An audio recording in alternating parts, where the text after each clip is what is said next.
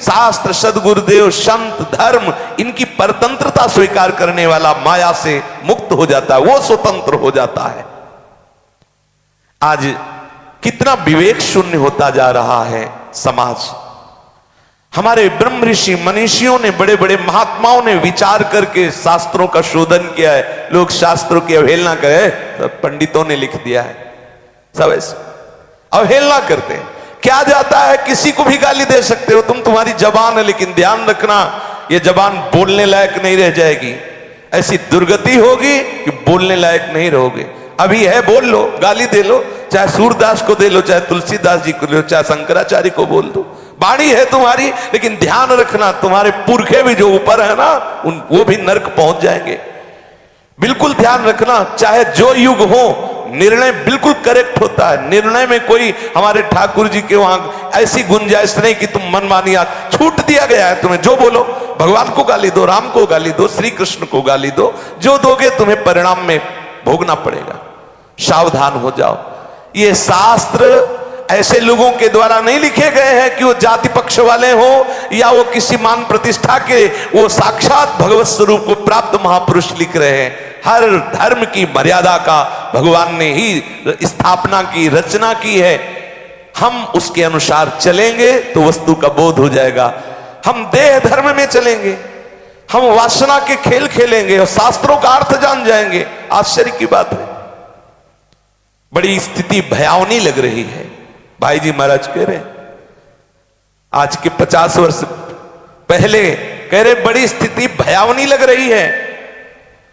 हमें तो ऐसा लग रहा है कि परिणाम में सब क्या होगा, ये सब क्या होगा परिणाम में। सच्ची बात, सच्ची बात, कभी कभी हृदय घबरा जाता है जब लोगों की भावनाएं देखते हैं, गालियां बोलते हैं, बड़े बड़े महापुरुषों को गालियां बोलते हैं।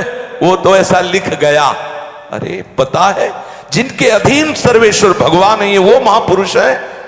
तुम अपनी धरा से तुम उनको बोलो, जब परिणाम आएगा तब बोलने लायक नहीं रहोगे। परिणाम बिल्कुल निश्चित है, निश्चित। ये तुम्हारे कहने से, अरे रहे न रावण सम अभिमानी, हिरण्याकश्यप संवरदानी, धूल धूसरित कर दिया उस सच्चिदानंद प्रभु ने।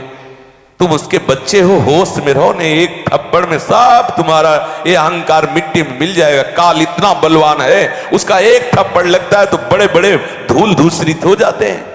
बहुत सावधान। ये मनुष्य जीवन केवल सावधानी से व्यतीत करने के लिए मिला है, पशुता की जैसा व्यवहार करने के लिए नहीं मिला। बड़ा दुख होता है आचार्यों को।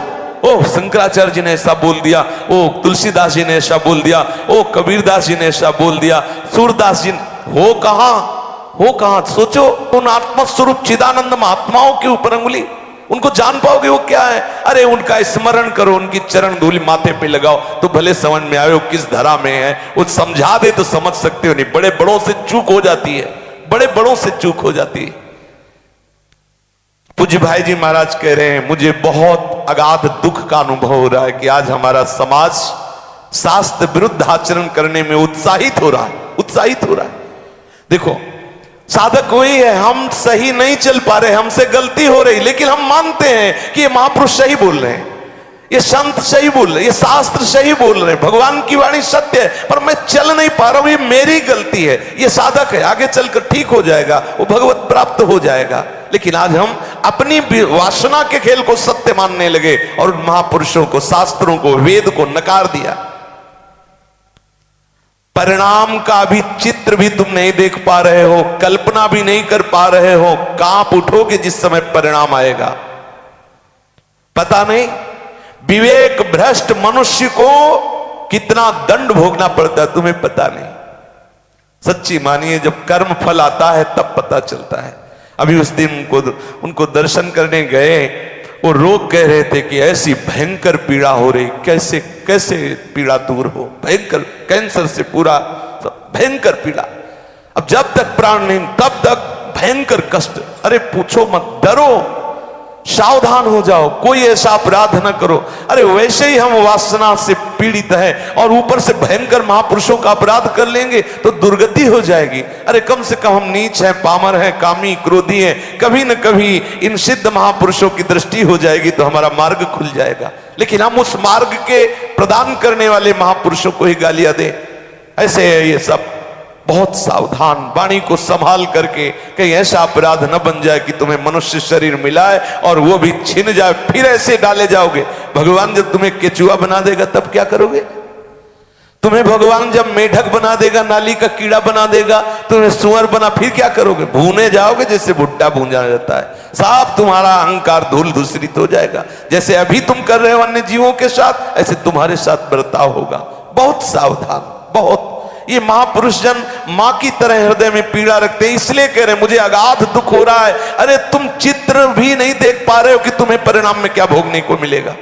जो तुम कर्म कर रहे हो, जो तुम शास्त्र मर्यादा के विरुद्ध आचरण, जो शास्त्र के महापुरुषों की निंदा कर रहे हो, वेद की निंदा कर रहे हो, भगवान की निंदा कर रहे हो, उसका परिणाम जानते हो? तुम्हारे हृदय में चित्र भी नहीं है, उस बात की कल्पना भी नहीं कि तुम्हें क्या भोगना पड़ेगा।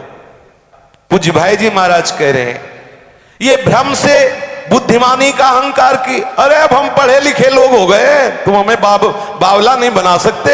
शास्त्रों का उदाहरण देके हम लोग पढ़े लिखे हो गए हैं। अरे हम उन्नति को प्राप्त हो रहे, हमारा अभ्युदय ये उन्नति है। अपने बुजुर्गों को गाली देना, उनको अपमानित करना, ब्रह्म ऋषियों को, महापुरुषों को अपमानित करना, उनको गाली देना, ये तुम्हारी उन्नति हो रही है। ये तुम्हारे पढ़े लिखने का परिणाम निकल रहा है। कैसी बुद्धि हमारी भ्रष्ट होती चली जा रही है, हम उसे उन्नति समझ रहे हैं। ये शास्त्र सच्ची मानिए। हम बाबा जी इसलिए कह रहे हैं, ऐसी बात नहीं। शास्त्र साक्षात अक्षर ब्रह्म है, साक्षात भगवान है, इस रूप में प्रकट हुए हैं हमें इस माया प्रपंच से मुक्त करने के लिए। तुम इनका अपमान करोगे, अरे ये तो ठीक नहीं है। अरे अपनी बुद्धि को डांटो जो उसको समझ नहीं पा रही। महापुरुषों के वचनों में तुम क्यों में प्रश्न लगा दोगे, कैसे समझ पाओगे? खूब नाम जप करो, अगर शास्त्र का साक्षात्कार न हो जाए तो बताना। खूब भजन करो, पवित्रता से चलो, शास्त्र मर्यादा से चलो। तस्मात् शास्त्रम प्रमाणम ते कार्या कार्य व्यवस्थित हो। फिर आप देखो आपके हृदय में ये शास्त्र आके बता जाएंगे कि ये लिखा है इसमें, आपके हृदय में आके बता जाएंगे। वो महापुरुष आके बता जाएंगे, सुखदेव जी आके बता जाएंगे भागवत का रहस्य क्या है, गोस्वामी जी आके बता जाएंगे कि मैंने रामचरित में क्या लिखा है। आप थोड़ी साधना तो कीजिए, उपासना तो कीजिए, दैन्यता से उनके चरणों में रोइए, तो कृपा करके शास्त्रों का रहस्य समझा देंगे। ये सदा स्मरण रखना कि कुछ समय के लिए तुम्हें मनुष्य शरीर मिला है, पक्का समझ लीजिए। ये जो आप मुझ में ताव दे करके अधर्म की डंका बजाने की चेष्टा करो, ये आपके लिए बहुत हानिकारक होगी। कितने दिन के हो? जैसे मच्छर का जीवन ऐसे तुम्हारा जीवन है। जिसे हम मच्छर को ऐसे मसल देते हैं और हमको लगता है कि कोई मेहनत नहीं लगी, ऐसे काल भगवान के लिए तुम मच्छर हो, तुम्हारे मसलने में देर नहीं लगेगी। अभी जो बहुत अभिमान करके बहुत हृदय दुखी हो जाता है, भगवान श्री कृष्ण की निंदा, भगवान श्री राम की निंदा, गोस्वामी तुलसीदास जी की निंदा, एक मिनट भी बैठकर कभी भजन नहीं किया होगा। और जिनका स्वरूप ही है भगवान, जिनका स्वरूप है भजन, जिनका स्वरूप है शास्त्र सम्मत जीवन, उनके प्रति तुम बोलने का अधिकार कैसे प्राप्त कर लिए? इंद्रियों की तृप्ति में झूठे दिखावे में लगने वाले, झूठे शरीर का पोषण करने वाले सच्चिदानंद आत्म स्वरूप में स्थित इन महापुरुषों को कैसे जान पाओगे? इसलिए प्रत्येक उपासक को चाहिए कि वो दूसरों का जो दोष दर्शन कर रहा है, ये उसकी स्वयं की कमी है। यदि वो अपनी कमी को संभाल ले तो दोष दर्शन होगा ही नहीं। इसलिए हमें चाहिए कि जो हम बाहर कमी देख रहे हो, अपने में देखो। अगर वो कमी नहीं होगी तो आपको नहीं, ठीक ऐसा ही जैसे हम हरा चश्मा लगाए तो बाहर हरा दृश्य दिखाई देगा, लाल लगाए तो लाल। हम दोषों का चश्मा लगाए इसलिए दोष दिखाई दे रहे। अगर दोषों का चश्मा हटा दे तो सर्वम खलमिदम ब्रह्म नेना नास्ति किंचन, एकमात्र निर्दोष ब्रह्म के सिवा, परमात्मा तत्व के सिवा, प्रिया प्रीतम के सिवा दूसरा कोई नहीं है। शेष चर्चा आगे। श्री राधा वल्लभ लाल की जय।